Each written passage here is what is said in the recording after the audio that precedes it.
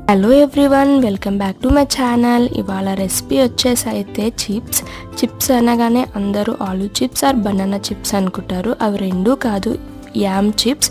First అయితే Yamini outer layer తీసేసి వాటిని క్యూబ్స్ లాగా కట్ చేసి పెట్టుకొని హాట్ వాటర్లో ఒక 20 minutes అయితే సోక్ చేసి పెట్టాలి.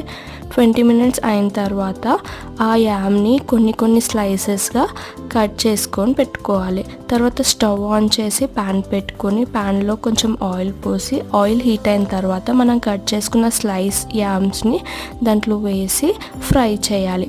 గోల్డెన్ ఫ్రై కలర్ వచ్చినప్పుడు వాటిని బయటికి తీసేసేయాలి.